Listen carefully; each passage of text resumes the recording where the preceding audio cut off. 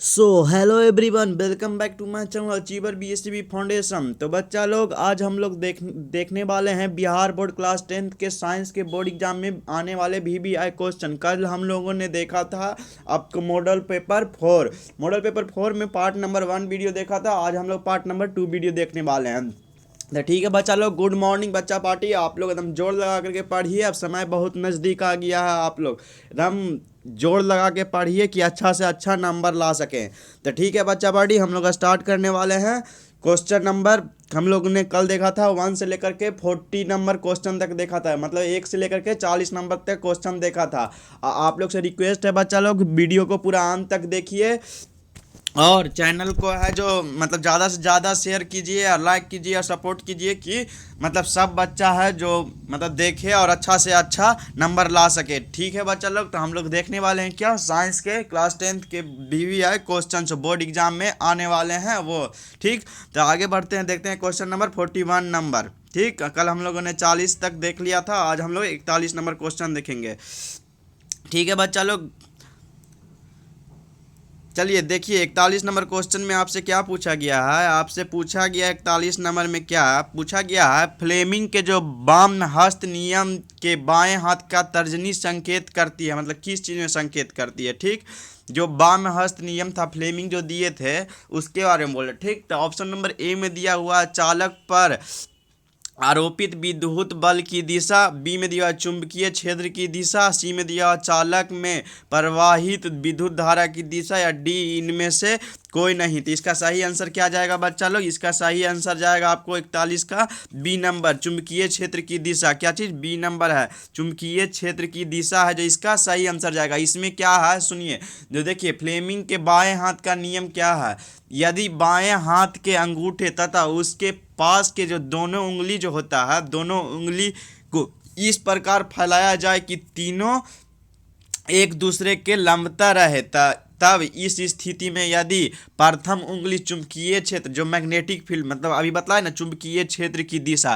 ठीक, तो magnetic field जो प्रथम जो उंगली है, यदि प्रथम उंगली चुंबकीय क्षेत्र मैग्नेटिक फील्ड की दिशा को तथा बीच में अंगुली के जो प्रवाहित धारा की जो दिशा है वो प्रदर्शित करे, तो उस जो अंगूठा के चाल, जो अंगूठा है जो चाल पर लगने वाले बल की दिशा को प्रदर्शित करेगा। क्या चीज़, जो अंगूठा जो मतलब जो दिशा जो प्रदर्शित करे, तो अंगूठे के चाल पर लगने वाले बल की दिशा को प्रदर्शित, मतलब बल के दिशा को। और वो जो आप बोल रहे थे यहाँ पर तर्जनी संकेत करती है, तो क्या, चुंबकीय क्षेत्र की दिशा को। क्या चीज़, चुंबकीय क्षेत्र की दिशा को। तो मैंने क्या बतलाया, देखिए इसमें बतलाया मैंने कि बाएं हाथ से अंगूठे तथा उसमें जो उसके पास के दोनों उंगलियों को इस प्रकार फैलाया जाए कि जो मतलब तीनों जो है एक दूसरे को लंबता रहे, तब इस स्थिति में यदि प्रथम उंगली जो चुंबकीय क्षेत्र है मैग्नेटिक फील्ड, मतलब बतला जो प्रथम उंगली जो आपको जो बतला रहे हैं यहाँ पर, जो तर्जनीय क्षेत्र मैग्नेटिक फील्ड की दिशा को वो मतलब प्रदर्शित करता है, तथा बिचली वाली जो उंगली है वो प्रवाहित करता है, दिशा को प्रदर्शित करता है, अंगूठा है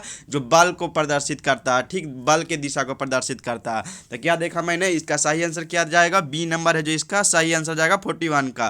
ठीक है बच्चा लोग, आप लोग पूरा जोश लगा कर एकदम पढ़ते रहिए, हम समय है एकदम बहुत कम है, एकदम नज़दीक आ गया है, तो आप लोग पूरा जोश में पढ़िए। और अब ठंड भी है तो ज़्यादा कोशिश कीजिए कि मॉर्निंग में है जो सुबह का जो है ना, भोर में उठ करके 4 बजे होता है चाहे 5 बजे, आप भोर में उठ करके पढ़िए, वो बेहतर रहेगा। उसमें है जो आपको है जो याद बेहतर से बेहतर होगा। ठीक, तो मॉर्निंग में अगर लेट नाइट तक पढ़ते हैं तो कोई बात नहीं है, लेट नाइट तक पढ़िए, नहीं तो अगर मॉर्निंग में उठ करके पढ़ना चाहते हैं तो वो बेहतर रहेगा। ज़्यादा लेट नाइट में पढ़ते हैं उससे कई गुना बेहतर रहेगा। ठीक है, अगर हो सकता है तब, नहीं तो लेट नाइट में पढ़ रहे हैं तो लेट नाइट में ही पढ़िए, तो वो भी ठीक है। ठीक है बच्चा लोग, तो अगर मतलब पढ़ाई पे ध्यान दीजिए, और बाकी है जो अब समय भी नज़दीक आ गया है, तो ज़्यादा से ज़्यादा मतलब नंबर उठाने के लिए तो पढ़ना ही पड़ेगा बच्चा लोग। ठीक है, तो आगे बढ़ते हैं, देखते हैं 42 नंबर क्वेश्चन में आपसे क्या पूछा गया। 42 नंबर क्वेश्चन में आपसे क्या पूछा गया, जो देखिए क्वेश्चन नंबर 42 में आपसे पूछा गया है, निम्न में से कौन सा यौगिक ईंधन के रूप में इस्तेमाल किया जा सकता है, मतलब इसमें से कौन है जो मतलब यौगिक जो ईंधन के रूप में इस्तेमाल किया जा सकता है। ऑप्शन नंबर ए में दिया हुआ इथेनॉल, बी में दिया हुआ प्रोपेनॉल, सी में दिया हुआ एथेनोइक अम्ल, डी में दिया इनमें से सभी। तो इसका सही आंसर क्या होगा बच्चा लोग? इसका सही आंसर है जो इथेनॉल है, जो आपको सही आंसर होगा। क्या? एथेनॉल है जो आपको सही आंसर है। कैसे? तो सुनिए, इसमें जो क्या है, एथेनॉल है जो मतलब एथेनॉल को है जो हम पेट्रोल में मिलाकर फ्यूल की तरह उपयोग का किया जा सकता है, मतलब कर सकते हैं। क्या चीज़? एथेनॉल को है जो हम पेट्रोल में मिला करके फ्यूल का मतलब ईंधन के रूप में हम इस्तेमाल कर सकते हैं। ठीक। और ये जो प्रोपेनॉल है जो क्या चीज़, प्रोपेनॉल को हम यूज कर सकते हैं इंसेक्टिव में, जो मतलब जो जहाँ पर कट छट जाता है ना, उसमें जो इंसेक्टिव लोशन होता है ना, उसमें प्रोपेनॉल का यूज किया जा सकता है। ठीक, करते हैं। ठीक, तो इसका जो क्या चीज़ होता है, इसका जो है क्या चीज़ होता है, इसका जो रासायनिक नाम है इसका क्या चीज़ लिखते हैं, C2H5OH है जो इसका होता है। क्या चीज़? इसका एथेनॉल का C2H5OH, C2H5OH एथेनॉल का। ठीक, आगे बढ़ते हैं, देखते हैं प्रोपेनॉल का। प्रोपेनॉल का क्या होता है, C3H8O होता है। ठीक, एथेनॉल का क्या होता है, एथेनॉल का CH3COOH होता है। इसका मैंने क्या बतलाया, इसका बतलाया एथेनॉल का C2H5OH बतलाया मैंने, क्या OH बतलाया। ठीक, इसका प्रोपेनॉल का क्या बतलाया, C3H8O। ठीक, तो किसके साथ है जो इसका सही आंसर क्या मैंने देखा, इसका सही आंसर देखा एथेनॉल है जो सही आंसर है, जो मतलब पेट्रोल में मिला करके हम इसको फ्यूल की तरह उपयोग कर सकते हैं। ठीक, एथेनॉल को C2H5OH को। ठीक, तो आगे बढ़ते हैं, देखते हैं क्वेश्चन नंबर 43 में आपसे क्या पूछा गया है। 43 नंबर क्वेश्चन में आपसे पूछा गया है, क्या पूछा गया आपसे, कौन सा पदार्थ लाल लिटमस को नीला कर देता है, मतलब कौन सा ऐसा पदार्थ है जो लाल लिटमस को नीला कर देता है। ऑप्शन नंबर ए में दिया आम्ल, बी में दिया क्षार, सी में लवण, डी इनमें से कोई नहीं। तो इसका सही आंसर क्या है, ए में दिया हुआ आम्ल था, आम्ल है जो इसका सही आंसर है। यहाँ पर आम्ल है, यहाँ पर ऐसे है जो देखिए नाइट्रिक अम्ल जो है ना, नाइट्रिक अम्ल जो है लाल लिटमस को नीला कर देता है, लेकिन यहाँ पर सिर्फ आम्ल आपको दिया है, तो आम्ल है जो यहाँ पर आपको सही आंसर होगा। अगर यहाँ पर नाइट्रिक अम्ल दिया रहता तो वो बहुत बेहतर रहता। ऐसे अम्ल है जो मतलब लाल लिटमस को नीला कर देता है, नाइट्रिक अम्ल है जो लाल लिटमस को नीला कर देता है, अम्ल जो है एसिड जो है। ठीक, तो आगे बढ़ते हैं, देखते हैं क्वेश्चन नंबर 44 में आपसे क्या पूछा गया है।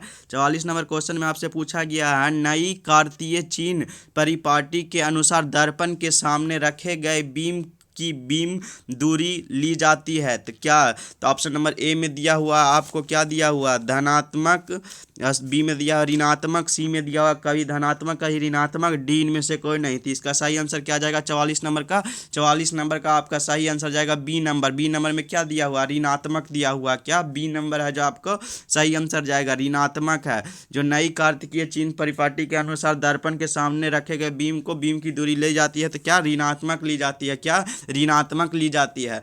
आगे बढ़ते हैं, देखते हैं क्वेश्चन नंबर 45 में आपसे क्या पूछा गया है। इसमें आपसे पूछा गया है, खाद्य पदार्थ के डिब्बों पर जिंक के बजाय टीन का लेप होता है, क्यों?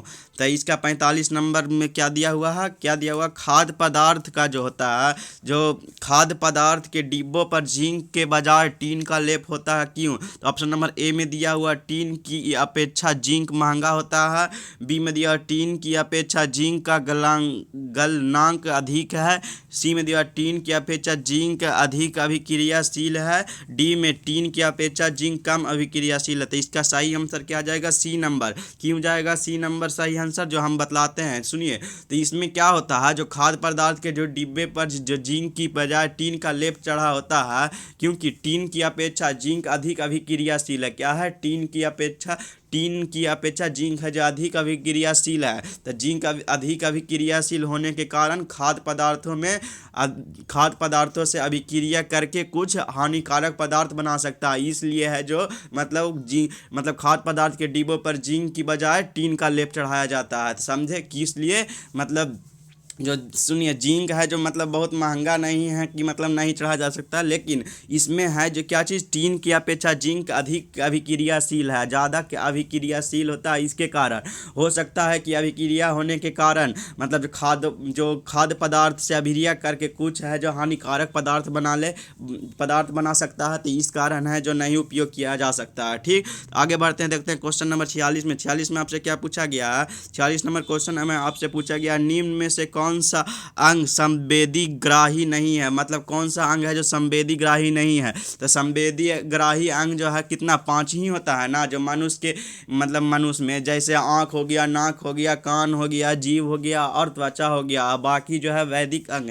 तो इसमें कौन सा सही ऑप्शन है? ऑप्शन नंबर पहले ए में देखते हैं, कान दिया हुआ, तो ये तो संवेदग्राही अंग है। आँख भी है जो, वो भी है संवेदग्राही, नाक भी है। तो ऑप्शन नंबर डी में दिया हुआ दिमाग था, क्या डी है जो आपको गलत आंसर है? क्या चीज़ डी है जो आपको आंसर है जो यहाँ पर दिया हुआ है। तो कौन सा डी है जो आपको दिमाग है जो आंसर यहाँ पर सही जाएगा? क्या चीज़ डी है जो आपको इसका सही आंसर है? संवेदी ग्राही क्या चीज़ नहीं है? डी नंबर 46 का डी नंबर है जो आपको सही आंसर जाएगा।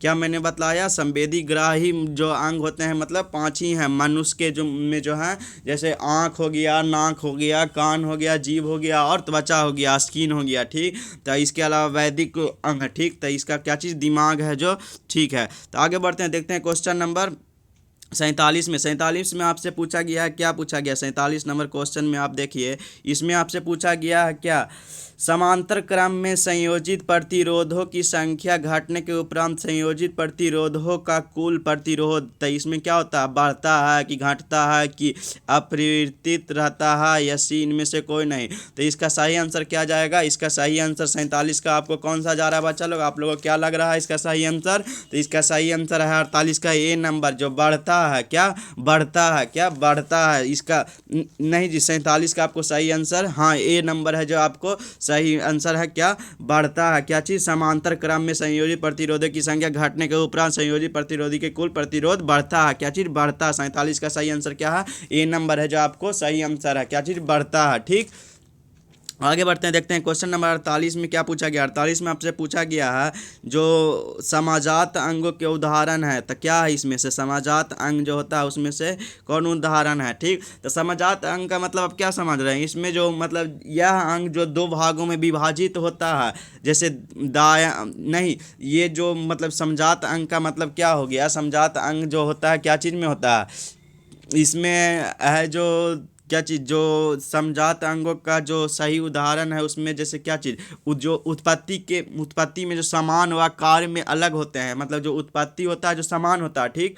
जैसे इसमें पहले ऑप्शन देख लेते हैं। ऑप्शन में ए में दिया हुआ है हमारा हाथ और कुत्ते के अग्रपाद, बी में दिया हुआ हमारे दांत और हाथी के दांत, सी में दिया हुआ आलू और घास के ऊपरी भूस्तरी, और डी में दिया हुआ उपयुक्त सभी। तो इसका सही आंसर क्या जाएगा? इसका सही आंसर जाएगा मेरे हिसाब से ए नंबर है जो आपको सही आंसर जाएगा 48 का, हमारा हाथ और कुत्ते के अग्रपाद। तो इसका समझिए, इसमें क्या चीज़ समजात अंग के किसको कहते हैं, ठीक। तो उत्पत्ति में जो समान होता है आकार में अलग होते हैं, तो ऐसे अंग को समजात अंग कहते हैं। तो इसमें क्या लग रहा है? इसमें तो हमको लग रहा है क्या, हमारा हाथ जो, देखिए हमारा हाथ भी कुत्ता का भी जो आगे का हाथ रहता है समान रहता है, लेकिन हम लोग कार्य है जो किसी और चीज़ में करने के लिए इस्तेमाल करते हैं, और वो है जो कुत्ता लोग मतलब कुत्ते के अग्रपद आगे वाला जो हाथ मतलब अग्रपद है उससे है जो वो चलने का कार्य करता है। तो यही है, इसमें अंतर यही है, समजात अंग इसी को कहते हैं, ठीक। आगे बढ़ते हैं, देखते हैं। देखिए बच्चा, एक एक चीज़ को हम बारीकी से समझा रहे हैं कि आप लोग है जो अगर पढ़ लें तो भूल नहीं सकते हैं, एक बार में है जो समझने का कोशिश कीजिए। क्या चीज़ मैंने समझाया? समजात अंग किसको कहते हैं? उत्पत्ति के समान व कार्य में अलग होते हैं, ऐसे अंग को समजात अंग कहते हैं। आप भूल पाइएगा जी, कभी नहीं भूलिएगा। तो ठीक है, तो बेहतर ढंग से पढ़ने का कोशिश कीजिए, समझने का कोशिश कीजिए। ऐसा नहीं कि रट लिए सिर्फ कल जा करके भूल गए, जो बोर्ड एग्जाम में गए वहाँ पर एग्जामिनेशन हॉल में भूल गए, तो ऐसा काम नहीं करना। ऐसा पढ़ना है कि एक बार में याद कर लें कि कभी नहीं भूलें, ठीक। तो समजात अंग मैंने समझाया, ठीक। हम एक इसीलिए हम ऑब्जेक्टिव क्वेश्चन को भी एक्सप्लेन करके समझा रहे हैं कि आप लोग अगर समझिएगा ना, सब्जेक्टिव भी पूछेगा उस तरह से तो आप उसमें भी लिख लीजिएगा, ठीक है। तो इसका सही आंसर हम लोगों ने क्या देखा? ए नंबर देखा 48 का। क्या चीज़ देखा? हमारा हाथ और कुत्ते के अग्रपाद, ठीक है। आगे बढ़ते हैं, देखते हैं क्वेश्चन नंबर 49 में। इसमें दिया हुआ है आपको 49 नंबर क्वेश्चन में क्या दिया हुआ? 49 में आपको दिया हुआ कि निम्नलिखित में से कौन जो है मलेरिया परजीवी है? निम्नलिखित में से कौन है जो मलेरिया परजीवी है? तो ऑप्शन नंबर ए में दिया प्लाज्मोडियम, बी में दिया लीशमैनिया, सी में दिया प्रोटोजोआ, डी में इनमें से कोई नहीं। तो 49 का सही आंसर क्या जाएगा? ए नंबर। इसमें है जो प्लाज्मोडियम के द्वारा है जो मलेरिया होता है, क्या जी? प्लाज्मोडियम के द्वारा, ठीक। तो आगे बढ़ते हैं, देखते हैं। ये सब बहुत ईजी क्वेश्चन है, अब पहले भी ये क्वेश्चन देखा गया है, तो उसमें है जो कुछ विशेष नहीं है। कैसे होता है उसका है जो, अगर इस सब में है जो ज़्यादा फिर एक्सप्लेन करके समझाना पड़ेगा। तो ठीक है, इतना समझिए कि जो मलेरिया है जो मतलब प्लाज्मोडियम, जो कौन सा परजीवी है, प्लाज्मोडियम। ठीक, इसका सही आंसर क्या देखा, 49 का ए नंबर है जो हम लोगों ने सही आंसर देखा। ठीक है, आगे बढ़ते हैं, देखते हैं 50 नंबर क्वेश्चन में। 50 नंबर क्वेश्चन में आपसे क्या पूछा गया, इसमें आपसे पूछा गया निम्न में से उत्तम ऊर्जा, जो उत्तम ऊर्जा स्रोत कौन सा है। तो ऑप्शन नंबर ए में दिया हुआ है कोयला, बी में दिया हुआ लकड़ी, सी में दिया हुआ है पेट्रोलियम और डी में दिया हुआ है बायोमास। तो इसका सही आंसर क्या जाएगा, 50 का आपको सही आंसर जाएगा डी नंबर। क्या चीज़, बायोमास है जो इसका सही आंसर जाएगा। क्या चीज़, बायोमास है जो इसका सही आंसर जाएगा। क्या चीज़, बायोमास है जो इसका सही आंसर जाएगा। बायोमास है जो क्या है इसका सही आंसर जाएगा 50 का। क्या, बायोमास है जो इसका सही आंसर जाएगा। आगे बढ़ते हैं, देखते हैं क्वेश्चन नंबर 51 में। 51 में आपसे क्या पूछा गया है, 51 नंबर क्वेश्चन में आपसे पूछा गया है सल्फर परमाणु की 72 कक्षा में इलेक्ट्रॉनों की संख्या कितनी होती है। मतलब सल्फर जो होता है, सल्फर परमाणु की मतलब बाहरी कक्षा में है जो इलेक्ट्रॉनों की संख्या कितनी होती है। तो ऑप्शन नंबर ए में दिया हुआ 4, बी में 5, सी में 6, डी में 7। इसका सही आंसर क्या है, 51 का सी नंबर है, कितना होता है, 6 है जो इसका सही आंसर है। क्या, आत्म कक्षा में है जो कितना, 6 इलेक्ट्रॉन की संख्या होती है। क्या, 6।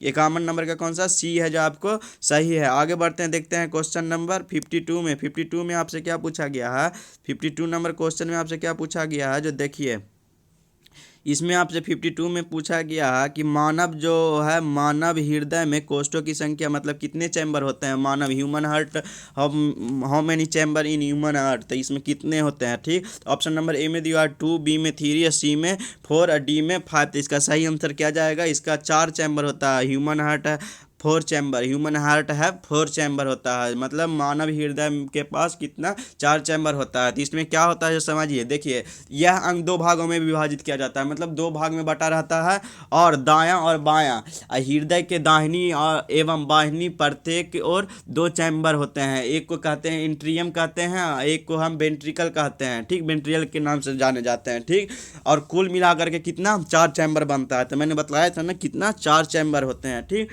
तो आप लोग समझ रहे हैं ना क्या चीज़, मतलब 2 भाग में बांटा जाता है, विभाजित किया जाता है, और दायां और बायां हृदय के दोनों मतलब जो दाहिनी और बाएं भाग मतलब प्रत्येक 2 चैम्बर होते हैं, इंट्रियम और वेंट्रिकल है, इसी को है जो मतलब 4 चैम्बर में होते हैं। ठीक, आगे बढ़ते हैं, देखते हैं क्वेश्चन नंबर 53 में। 53 में आपसे क्या पूछा गया, 53 नंबर में पूछा गया आपको क्या, कवक में पोषण की कौन सी विधि पाई जाती है। मतलब कवक जो होता है, कवक में पोषण की कौन सी विधि पाई जाती है। ऑप्शन नंबर ए में, ये भी बहुत इजी क्वेश्चन है, ये पहले भी पूछा गया, मैंने इसको पहले भी समझाया। ए में दिया मृत जीवी, ए है जो हम लोग का सही आंसर है। चलिए, तो इसका सही आंसर क्या है, ए है। हम ज़्यादा नहीं देखने जा रहे हैं। अब देखिए रिपीट किया हुआ था, उसको क्या हम ज़्यादा समझाने जाएँ, तो डायरेक्ट हम ज़्यादा ऑप्शन भी नहीं देख रहे हैं, जो सही लग रहा है हम लगा दिए डायरेक्ट। 53 का सही आंसर क्या है, ए नंबर है जो आपको सही आंसर है, मृत जीवी। क्या, 53 का सही आंसर क्या है, ए नंबर है जो मृत जीवी है जो सही आंसर है 53 का। आगे बढ़ते हैं, देखते हैं क्वेश्चन नंबर 54 में आपसे पूछेगा निम्न में से कौन सा असंतृप्त हाइड्रोकार्बन, मतलब इसमें से कौन सा है जो असंतृप्त हाइड्रोकार्बन है। तो इसमें से कौन सा असंतृप्त हाइड्रोकार्बन है, जो देखिए, तो इसमें से है जो कौन है, ए में दिया हुआ, क्या दिया हुआ, ए में आपसे दिया हुआ है, क्या दिया हुआ है, CH4, बी में दिया C2H6, सी में दिया हुआ C2H4, डी इनमें से कोई नहीं। तो इसका सही आंसर क्या जाएगा, 54 का सही आंसर आपको कौन सा जा रहा है, सी नंबर है जो आपको C2H4 है जो सही आंसर जाएगा 54 का। ठीक, आगे बढ़ते हैं, देखते हैं 55 नंबर क्वेश्चन में आपसे पूछा गया है, क्या पूछा गया, निम्न में से किस लेंस की फोकस दूरी घनात्मक होती है। मतलब कौन सा लेंस है जिसका फोकस दूरी घनात्मक होता है। ऑप्शन नंबर ए में दिया अवतल लेंस, बी में दिया उत्तल लेंस, सी में दिया समतल अवतल लेंस दोनों, डी इनमें से कोई नहीं। तो इसका सही आंसर क्या जाएगा, 55 का आपको बी नंबर है जो आपको उत्तल लेंस के द्वारा है जो फोकस दूरी है जो लेंस मतलब धनात्मक होता है, उत्तल लेंस की फोकस दूरी धनात्मक होती है। ये भी बहुत ईजी क्वेश्चन है, ये सब आप लोग पढ़े होंगे बुक में, तो डायरेक्टली वे में लिखल होगा। ठीक है, आगे बढ़ते हैं, देखते हैं 56 नंबर क्वेश्चन में दिया गया है किस लेंस का उपयोग का दीर्घ दृष्टि दोष अति संबोधित किया जा सकता है। तो इसमें है जो मतलब जो दीर्घ दृष्टि दोष जो होता है मतलब किसके द्वारा संबोधित किया जा सकता है। तो ए में दिया अवतल लेंस, बी में दिया उत्तल लेंस, सी में दिया कभी अवतल लेंस कभी उत्तल लेंस, और डी में बेलनाकार। तो इसमें है जो क्या चीज़ 56 का आपको इसका सही आंसर क्या जाएगा, 56 नंबर का आपका सही आंसर क्या जाएगा, बी नंबर है जो आपको सही आंसर जाएगा। 56 नंबर का कौन सा, बी नंबर उत्तल लेंस के द्वारा है जो दृष्टि दोष को संबोधित करता है। उत्तल लेंस को है जो मतलब दृष्टि दोष को है जो संबोधित करता है। आगे बढ़ते हैं, देखते हैं क्वेश्चन नंबर 57 में आपसे क्या पूछा गया। 57 नंबर क्वेश्चन में आपसे पूछा गया क्या, एल्युमिनियम पर मोटी मतलब जो एल्युमिनियम पर मोटी ऑक्साइड की परत बनाने की क्रिया कहलाती है, मतलब क्या कहलाती है, जो मतलब एल्युमिनियम पे जो मोटी ऑक्साइड बना देती है उस क्रिया को क्या कहते हैं। ठीक, तो ऑप्शन नंबर ए में दिया हुआ आपको क्या दिया हुआ है, जास्तीकरण, बी में दिया हुआ एनोडीकरण, सी में दिया हुआ समृद्धिकरण, डी में दिया हुआ इनमें से कोई नहीं। तो इसका सही आंसर क्या आ जाएगा, जैसे देखिए एनोडीकरण जो इसका सही आंसर जाएगा, बी नंबर है जो इसका सही आंसर जाएगा। फिर हम एक्सप्लेन करते हैं इसमें क्या होता है, सुनिए। एनोडीकरण जो है, जैसे देखिए एल्युमिनियम पर मोटी ऑक्साइड बनाने की जो प्रक्रिया होती है, प्रक्रिया कहलाती है एनोडीकरण। एल्युमिनियम पर मोटी ऑक्साइड बनाने की प्रक्रिया कहलाती है।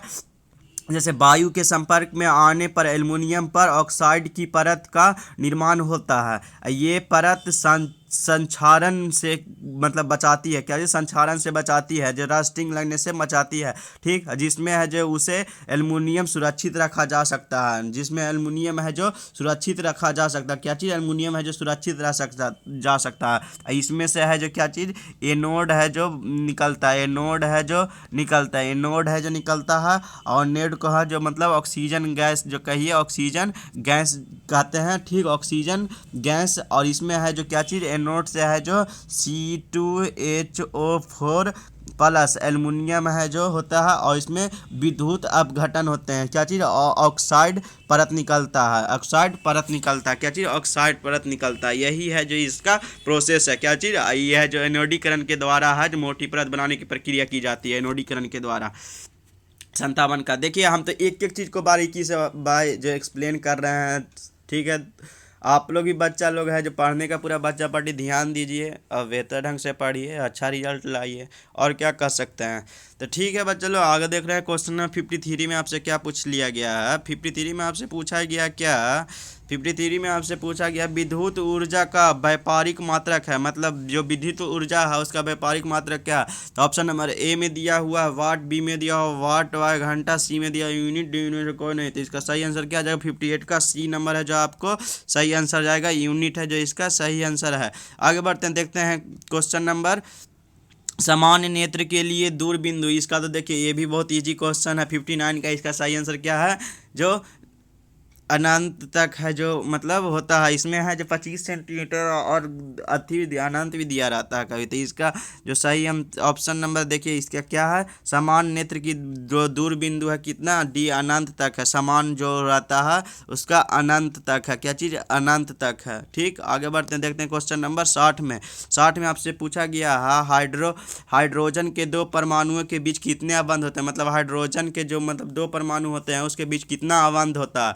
तो ए में दिया हुआ एक अबंध, बी में दिया द्वि अबंध, सी में दिया त्रिबंध, डी इनमें से कोई नहीं। तो इसका सही आंसर क्या है, 60 नंबर का आपको सही आंसर है ए नंबर है जो एक अबंध होता है। हाइड्रोजन के दो परमाणुओं के बीच कितने अबंध, तो एक अबंध होते हैं। आगे बढ़ते हैं, देखते हैं क्वेश्चन नंबर 61 में आपसे क्या पूछा गया। 61 नंबर में आपसे पूछा गया है कि निम्न में से कौन आहार श्रृंखला का निर्माण करता है। तो ए में दिया घास, गेहूँ तथा आम। तो ये है जो आपको 61 का कौन सा है, 61 का आपको तो ये सही नहीं है। चलिए बी में देखते हैं घास, बकरी तथा मानव। तो ये है जो लग रहा है सही। इसमें है जो फूड चेन जो आहार श्रृंखला है जो बन रहा है। देखिए घास है, तब घास को है जो बकरी खाती है, और जो हम लोग खाते हैं तो मटन जो कहते हैं, मानव है जो मटन खाता है। तो ठीक है, इसे सी देख लेते हैं, सी भी ऑप्शन देखते हैं, बकरी, गाय तथा हाथी। तो ये भी है जो नहीं सही है। सी में दिया हुआ है सी में दिया हुआ क्या चीज़, घास, मछली तथा बकरी, ये भी डी भी सही नहीं है। तो इसका सही आंसर क्या है, बी नंबर है जो सही है। जो फूड चेन बना रहा है तो कौन सा सही है, यहाँ पर है जो आपको घास है, तो घास को है जो कौन, बकरी खाया, क्या चीज़, गोट खाई, गोट खाई, ठीक। और यहाँ पर गोट को है मतलब जो बकरी होती है, जो मटन बनता है तो उसको कौन, ह्यूमन खाता है, आदमी खाता है, क्या, मानव खाता है। तो ये है जो आपको यहाँ पर फूड चेन, आहार श्रृंखला जो बन रही है, क्या आहार श्रृंखला बन रही है, ठीक। तो आप देखते हैं 62 नंबर क्वेश्चन में आपसे क्या पूछा गया है। 62 नंबर में आपसे पूछा गया कौन अंतःस्रावित और बाह्यस्रावित जैसा कार्य नहीं करता है इसमें से। तो ए में दिया अग्नाशय, बी में दिया पीयूष ग्रंथि मतलब पिट्यूटरी ग्लैंड, सी में दिया है अंडाशय, बी में दिया, डी में दिया वृषण। तो इसका सही आंसर क्या जाएगा, 62 का आपको सही आंसर कौन जाएगा, सी नंबर है जो इसका अंडाशय है जो सही आंसर जाएगा। फिर आगे बढ़ते हैं बच्चा लोग, आगे बढ़ के देखते हैं क्वेश्चन नंबर 63 में आपसे देखिए इजी क्वेश्चन है, जहाँ हम ऐसे ही डायरेक्टली बतलाते जा रहे हैं, आप लोग को तो ये सब पता होगा लगभग।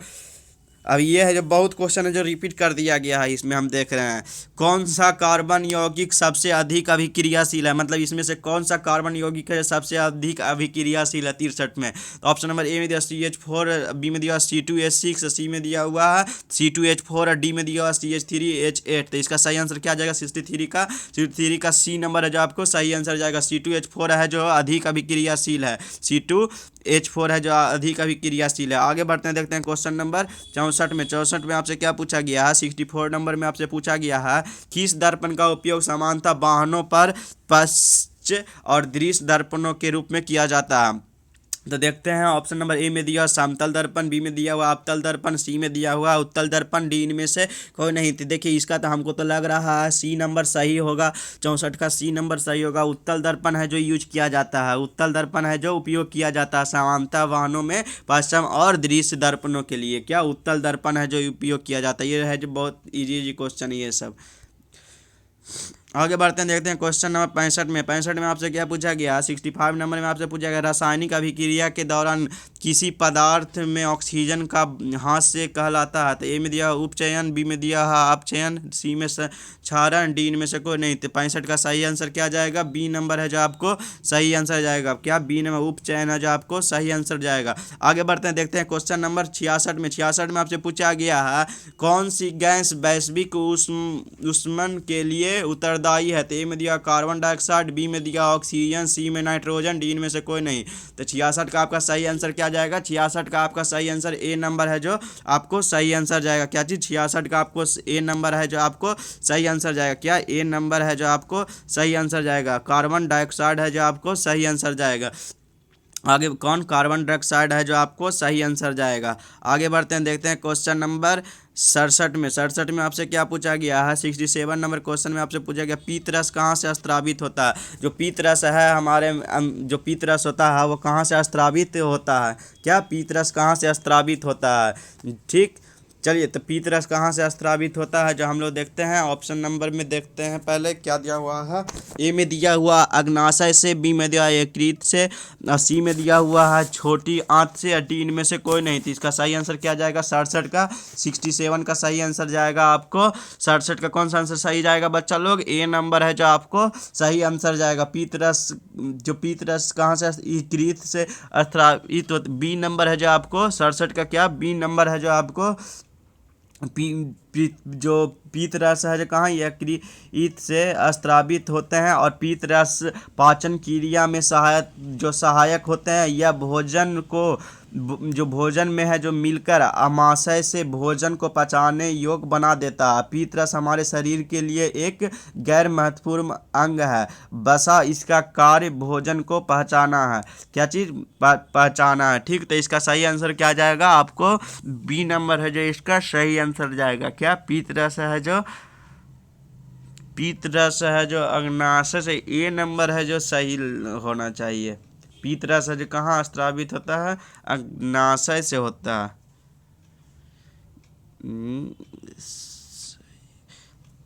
ए नंबर है जो आपको सही आंसर है। आगे बढ़ते हैं, देखते हैं क्वेश्चन नंबर दिया हुआ है 68 में आपसे पूछा गया है 68 में आपसे क्या पूछा गया, 68 में आपसे पूछा गया है कि मतलब कौन सा अभिलक्षण वंशागत नहीं है। तो ए में दिया हुआ आँख का रंग, डी में दिया हुआ चमड़ी का रंग, सी में दिया हुआ शरीर का आकार, और डी में बाल की प्रकृति। तो इसका सही आंसर क्या है, 68 का डी नंबर है जो बाल का प्रकृति है जो सही आंसर जो है नहीं इसमें है। ठीक, तो आगे बढ़ते हैं, देखते हैं 69 नंबर क्वेश्चन में आपसे पूछा गया है, क्या पूछा गया 69 में आपसे, आधुनिक आवर्त सारणी में समूहों की संख्या कितनी है।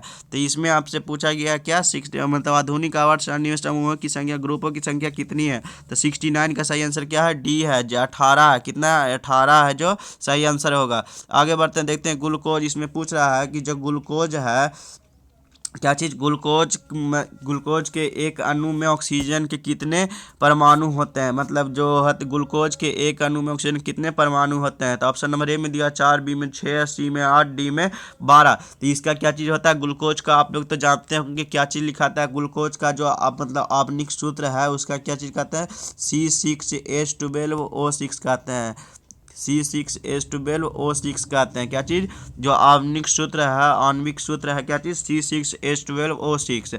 इसमें है जो ग्लूकोज के एक अणु में 6 कार्बन परमाणु होते हैं और 12 हाइड्रोजन परमाणु होते हैं और 6 ऑक्सीजन परमाणु होते हैं। क्या चीज़ इसमें है जो क्या चीज़ मैंने बताया। तो इसमें पूछ रहा है ऑक्सीजन के कितने परमाणु होते हैं, तो ऑक्सीजन के कितने, तो 6 होंगे ना जी। तो इसका क्या चीज़ सही आंसर जाएगा, बी नंबर ना। तो इसका कितना, इसमें मैंने क्या बताया, 6 है जो मतलब कार्बन के, और 12 है जो हाइड्रोजन के परमाणु, और 6 है जो ऑक्सीजन के परमाणु दिखते हैं। तो इसका सही आंसर क्या जाएगा, बी नंबर है जो आपको सही आंसर जाएगा। अब बाकी देखते हैं 71 नंबर में, 71 नंबर में आपसे पूछ जाएगा शुद्ध जल का पीएच मान कितना होता है, मतलब शुद्ध जल जो होता है उसका पीएच मान कितना होता है। तो ऑप्शन नंबर ए में दिया 6, बी में 7, डी में मतलब सी में 8 और डी में 9। ठीक, तो इसका सही आंसर जाएगा क्या, बी नंबर है जो इसका सही आंसर जाएगा, बी नंबर है जो इसका सही आंसर जाएगा, 7 होता है। तो शुद्ध जल लगभग 7 पीएच मान होता है, और उसमें क्या सटीक मान जो है इसका जो तापमान पर निर्भर करता है, क्या इसका जो लगभग जो सही मान है उसका तापमान पर निर्भर करता है। जब एक एसिड का विलयन जल में किया जाता है तब पीएच मान 7 से कम होगा, और जब एक क्षार या क्षारक का विलयन जल में किया जाता है तो पीएच मान 7 से अधिक होता है। ठीक, समझे बात को। तो अब आगे बढ़ते हैं, देखते हैं क्वेश्चन नंबर 72 में आपसे क्या पूछा गया है, 72 में आपसे पूछा गया क्या, किस वर्ण रंग का तरंग दैर्घ्य सबसे बड़ा होता है। तो ऑप्शन नंबर ए में दिया लाल, नीला, और सी में दिया हुआ पीला, और डी में बैगनी। तो इसका सही आंसर क्या जाएगा, 72 का आपको सही आंसर ए नंबर है जो आपको इसका लाल है जो मतलब तरंग दैर्घ्य है जो सबसे अधिक होता है। मैंने बतलाया भी था कि कल है जो कितना गुना होता है। तो इसका सही आंसर क्या देखा मैंने, लाल। चलिए फिर है जो देखिए वही चीज़ को आप लोगों को है जो मतलब रिपीट कर दिया गया है। क्वेश्चन नंबर जो पहले हम लोगों ने देखा था सबसे फर्स्ट नंबर क्वेश्चन लगता है यही था, फ्लेमिंग के बाएं नियम में बाएं हाथ के तर्जनी के संकेत करती है। तो इसका मैंने देखा था जो क्या मैग्नेटिक फील्ड की दिशा की ओर देखा था। तो इसका सही आंसर क्या देखा था, 73 का बी नंबर है जो सही आंसर देखा था। तो इसका तो पता ही है, तो काला हम इसको पूरा एक्सप्लेन करने जाएँ, बतलाए थे उस टाइम एक्सप्लेन करके बहुत बेहतर ढंग से। आगे बढ़ते हैं, देखते हैं क्वेश्चन नंबर 74 नंबर में आपसे क्या पूछा गया। इसमें पूछा गया है निम्न में से कौन सा यौगिक ईंधन के रूप में इस्तेमाल किया जा सकता है। तो ये भी क्वेश्चन आपको रिपीट किया गया है, मैंने भी इसको समझाया था बेहतर ढंग से कि इसमें है जो क्या चीज़ मिला करके है, जो पेट्रोल में मिला करके है, जो फ्यूल की तरह हम है जो उपयोग कर सकते हैं। तो इसका 74 का सही आंसर क्या बतलाया था मैंने, 74 का इसका उस समय है जो क्या सही आंसर था। तो इसमें है जो ए है जो 74 का ए नंबर है जो सही आंसर क्या बतलाया था मैंने, इथेनॉल है जो सही आंसर आप लोगों को बतलाया था। क्या चीज़, इथेनॉल है जो आपको सही आंसर बतलाया था। सबका है जो मतलब जो आणविक सूत्र होता है वो भी मैंने बतलाया था। इसका बतलाया था C2H5OH बतलाया था। इसका प्रोपेनॉल है जो जिसका मैंने क्या बतलाया था C3H8O बतलाया था। इसका मैंने बतलाया इथेनॉइक का क्या बोला था CH3COOH बतलाया था। क्या COOH बतलाया था, ये है जो मतलब एक्सप्लेन किया था उस टाइम। अब ठीक देखिए फिर है जो इस चीज़ को रिपीट कर दिया गया, 75 भी फिर रिपीट कर दिया गया। 75 में भी आपको क्या दिया हुआ, देखिए बहुत क्वेश्चन है जो ये 3 क्वेश्चन है लगातार रिपीट कर दिया गया है। 75 में आपसे कौन सा पदार्थ लाल लिटमस को नीला करता है, उस समय मैंने बतलाया था जो नाइट्रिक अम्ल है जो लाल लिटमस को नीला करता है, लेकिन यहाँ पर सिर्फ अम्ल दिया हुआ था। कौन चीज़ ए है जो आपको सही जाएगा। आगे बढ़िए नीचे दिया हुआ नई कार्तिकीय चिन्ह परिपाटी के अनुसार दर्पण के सामने रखे गए बीम को, ये भी है जो मैंने देखा था। तो इसका आंसर कौन सा बी नंबर है जो आपको इसका सही आंसर जा रहा था। क्या चीज़ 76 नंबर का बी नंबर है जो आपको इसका सही ऋणात्मक है, उस समय ये भी हम बतलाए थे। ठीक, आगे बढ़ देखिए एक ही चीज़ को रिपीट कर दिया गया बच्चा लोग। अब ठीक है, खाद बोला जो है जो जिंक को भी हमने पूरा एक्सप्लेन किया था, इसमें क्या बतलाया था, इसका सही आंसर क्या जा रहा था, इसका सही आंसर है जो आपको सी नंबर है जो आपको इसका सही आंसर जा रहा था। सी नंबर में टीन की अपेक्षा जिंक अधिक अभिक्रियाशील है। तो इसमें मैंने क्या बतलाया था, जो खाद्य पदार्थ में जो डिब्बों मतलब डिब्बों में जो जिंक की बजाय टीन के जो लेप होते हैं, क्यों होते हैं, क्योंकि जो टीन में आप टीन की अपेक्षा जिंक अधिक अभिक्रियाशील है, इसके कारण होता है। तो जिंक जो है जो जिंक अधिक अभिक्रियाशील होने के कारण खाद्य पदार्थों में अभिक्रिया करके कहीं कुछ हानिकारक पदार्थ ना बना ले, इस कारण है जो इसका प्रयोग किया जाता है। तो सी नंबर है जो आपको सही बतलाए थे उस टाइम, ये भी एक्सप्लेन हम किए थे। ठीक है, फिर है जो आपको ये भी रिपीट कर दिया गया है। तो इसमें संवेदी ग्राही अंग कौन सा नहीं है। मैंने आपको बताया था संवेदी ग्राही अंग कितना 5 ही होते हैं जो मनुष्य में है, जो कौन कौन, आँख है, नाक है, कान है, जीभ है और त्वचा है, स्किन है। तो ठीक है, ये मैंने बताया था।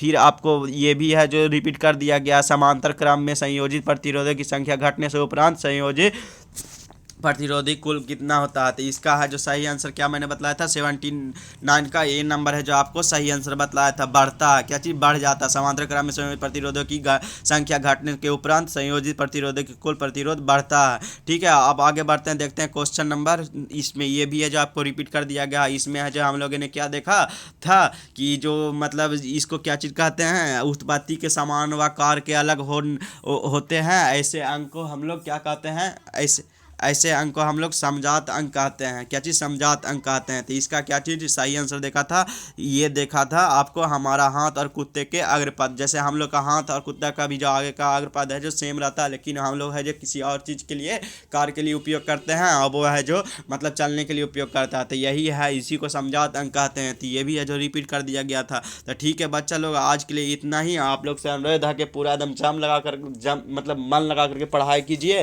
और बेहतर से बेहतर करने का कोशिश कीजिए। ठीक है बच्चा लोग, तो आज के लिए इतना ही। कल हम फिर लेकर के आएंगे कुछ बेहतर आपके लिए, कि आप लोग है जो मतलब बेहतर से बेहतर कर सकें। ठीक है, तो आज के लिए इतना ही कि ठीक है, तब आप लोग है जो पूरा मन लगा करके पढ़ते रहिए एक एक क्वेश्चन को बारीकी से। और हम तो ऐसे बोल रहे हैं कि जो देखिए अगर सुबह में अगर उठते हैं तो वो बहुत बेहतर है, मतलब यो याद करेंगे वो है जो मतलब बेहतर ढंग से याद रहेगा आपको। ठीक है, तब पढ़ाई पर ध्यान दीजिए।